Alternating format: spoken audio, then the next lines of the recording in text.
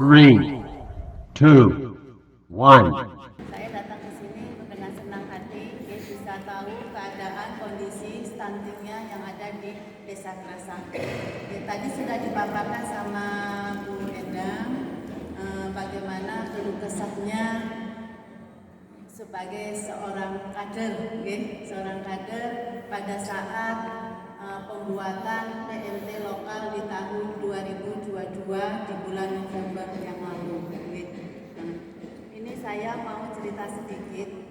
Kemarin pada saat pertemuan kita di Dinas Kesehatan itu ada pertemuan petugas gizi se-Kabupaten Wonosobo. Jadi di sana hampir semua kecamatan ataupun puskesmas yang petugas gizinya mengeluh tentang kadernya itu mengeluh kepada petugas gizinya ataupun petugas puskesmasnya mengenai PMT lokal yang tahun kemarin. Hampir sama yang telah disampaikan sama Bu Endang, yaitu yang pertama, kadang kita sudah ngoyo-ngoyo masak setiap hari, belanja, memasak, terus menyiapkan dan mendistribusikan, enggak Bu? Ya, semua didistribusikan ke rumahnya masing-masing apa diambil ke tempat jemputan? Yang tempat masak, kemudian kita ambil, kemudian diantar ke rumah masing-masing, diantar ke rumahnya dan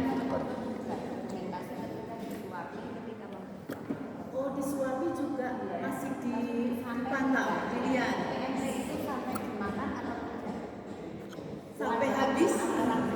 sampai habis enggak?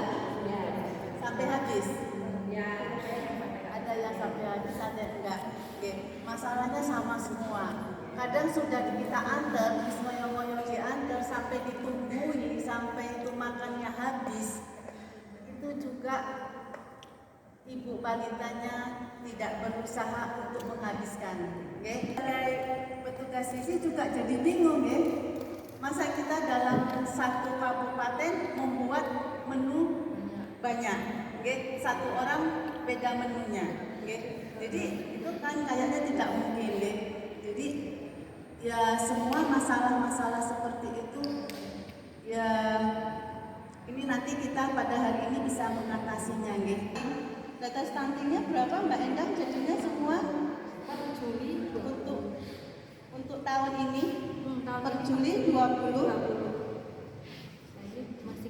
Makanya dia stunting terus, apalagi berat badannya tidak bertambah. Otomatis kalau berat badan tidak bertambah, otomatis juga tinggi badan tidak akan bertambah.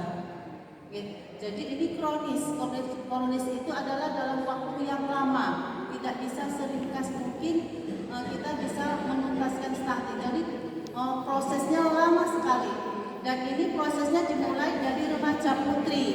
Kalau sekarang kita pakainya remaja putri dengan kita memberikan tadi tablet FA, ya Bu Endang, ya kita sudah mulai, mungkin sudah 2 tahun yang lalu atau 3 tahun yang lalu untuk mendeteksi dini supaya tidak terjadi stunting lagi, maksudnya menurunkan angka stunting ini, kita pakainya remaja putri. Jadi remaja putri itu umurnya sudah mulai masuk 10, 12, yang dia sudah menstruasi, kita berikan dia tablet tambah darah, paling enggak 1 minggu 1. Ini apalagi anak-anak sekarang remaja, ibu-ibu bisa lihat sendiri makanan mereka gimana. Asal makan aja, tidak ada mengandung protein. Supaya diperbanyak lagi untuk protein tingginya, karena untuk menurunkan angka stunting protein tinggi itu harus diperbanyak. Anak itu kadang susah dikasih makan, susah kasih makan. Orang tua juga gak telaten. Nah ini termasuk pola makan dan pola asuhnya orang tua. Kadang kalau sudah dikasih makan, yang nggak mau ya sudah dibiarin. Jadi kita kadang ibu itu memberikan makan sesuai dengan anak yang dia mau. Anak suka makan ciki, dikasih ciki. Anak dikasih makan, tidak suka permen, dikasih makan permen. Anak dikasih makan ini, minta ini, dikasih ini. Jadi tidak ada gizinya sama sekali. Itu namanya gizi kosong. Seperti permen, ciki, itu gizi kosong. Jadi tidak ada proteinnya sama sekali.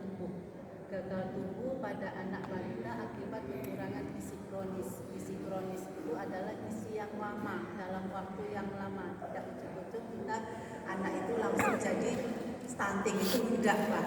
Oke. Jadi prosesnya lama sekali, dari mulai remaja putri yang tadi makan yang mungkin tidak memakai protein tinggi, ya asal makan aja, masuknya makanan langsung jadi, ya, seperti yang sekarang ditemukan banyak sekali, sampai nanti dia mengandung ataupun hamil, dia juga kekurangan akan gizi protein yang tinggi. Jadi seperti itu Pak. Jadi diharuskan dari mulai remaja sampai dia hamil melahirkan dengan bayi yang sehat dan dalam kondisi yang tidak stunting itu. Oke.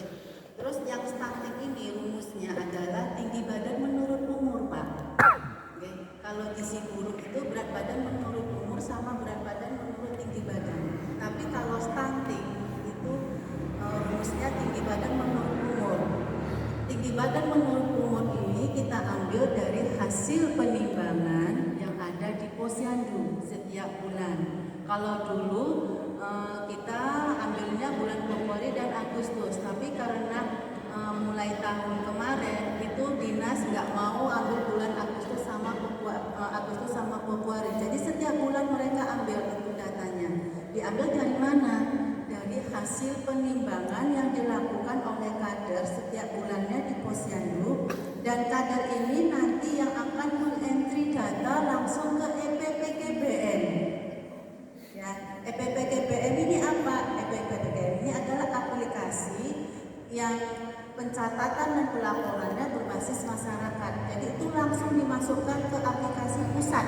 Jadi orang pusat pun, Pak Menteri, Pak Presiden itu kalau mau ambil data desa Kerasak itu bisa Pak. Oke. Nah, jadi dimasukkan oleh kader sendiri, masukkan berat badan, tinggi badan sama umurnya, otomatis sudah ada di awal. Oke. Jadi anak itu lahir sudah ada tanggal lahirnya, sudah masuk. Jadi setiap bulan hanya memasukkan tinggi badannya. Jadi setelah masuk tinggi badan dan otomatis tanggal lahirnya sudah masuk, nanti itu sudah pakai umur setiap bulannya. Nah, dari situ rumusnya sudah ketemu. Oh, ini anak sangat pendek. Oh, ini anak pendek. Jadi stunting itu adalah sangat pendek dan pendek. Jadi setiap bulan kalau misalkan si anak ini kan setiap bulan mesti naik, bertambah umurnya ya Pak, bertambah kayak kita lah, bertambah umurnya setiap bulan. Begitu juga dengan si anak, tapi karena makannya kurang ataupun asupannya makannya tidak ada, akhirnya apa?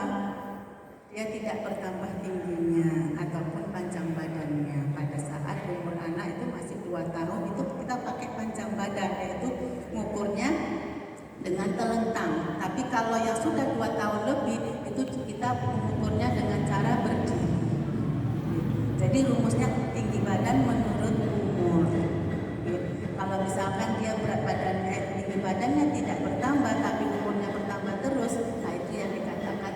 Jadi setiap bulan bisa stunting ataupun pendek. Dan untuk stunting itu ukurannya umur, tinggi badan tidak sesuai umur, berarti kalau lebih pendek nih dikatakan stunting itu kasarannya kata sendiri namanya.